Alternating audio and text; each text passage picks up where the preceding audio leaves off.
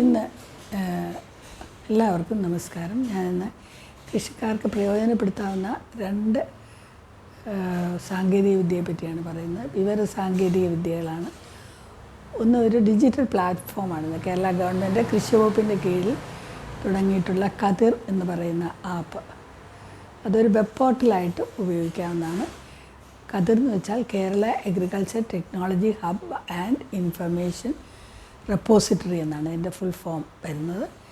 ഇത് ഒരു വെബ് പോർട്ടലായിട്ടും ഒക്കെ നമുക്ക് ഉപയോഗിക്കാം. കൃഷിക്ക് ആവശ്യമായ കൃഷിക്കാരനെ സഹായിക്കുക എന്നുള്ള ഉദ്ദേശത്തോടു കൂടി തുടങ്ങിയതാണ്.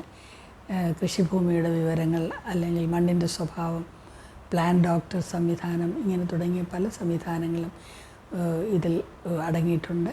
അതുപോലെ തന്നെ കൃഷി വകുപ്പിൻ്റെ കീഴിലുള്ള പദ്ധതികൾ, ഇങ്ങനെയുള്ള പല വിവരങ്ങളും ഇതിലടങ്ങിയിട്ടുണ്ട്. ഈ വെബ് പോർട്ടൽ കൃഷിക്കാർക്ക് പ്രയോജനപ്പെടുത്താവുന്നതാണ്.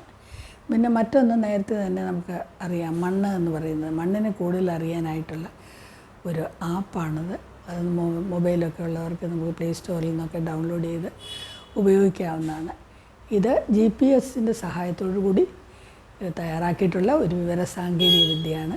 ഇത് ഉപയോഗിച്ച് നിങ്ങളുടെ മണ്ണിൻ്റെ സ്വഭാവം, അതിലടങ്ങിയിട്ടുള്ള മൂലകങ്ങളുടെ സ്വഭാവം, അതുപോലെ തന്നെ അമ്ലക്ഷാര സൂചിക, ഇവയെപ്പറ്റിയൊക്കെ നമുക്ക് ഏകദേശ രൂപം ലഭിക്കും.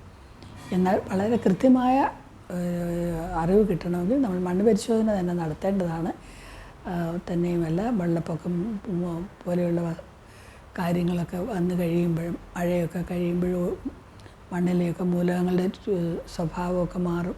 അപ്പോൾ ഇതൊക്കെ കൃത്യമായിട്ട് അറിയണമെങ്കിൽ നമ്മൾ മണ്ണ് പരിശോധന തന്നെ നടത്തേണ്ടതാണ്. എന്നാലും നമ്മളുള്ള സ്ഥലത്തെ മണ്ണിൻ്റെ ഏകദേശ രൂപം ഈ മണ്ണ് എന്ന് പറയുന്ന ആപ്പിലൂടെയും നമുക്കറിയാൻ സാധിക്കുന്നതാണ്. ഇതൊക്കെ ഗവൺമെൻറ്റിൻ്റെ കീഴിൽ പ്രവർത്തിക്കുന്ന സാങ്കേതിക വിദ്യകളാണ്.